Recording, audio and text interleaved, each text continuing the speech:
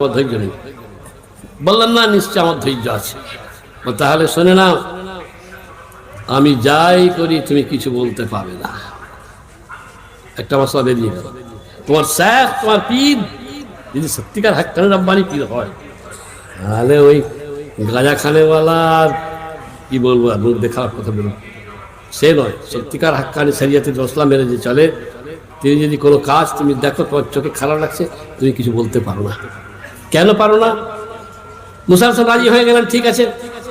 হাঁটতে লাগলেন দুজনে, একটা নৌকায় উঠলেন পার হওয়ার জন্যে।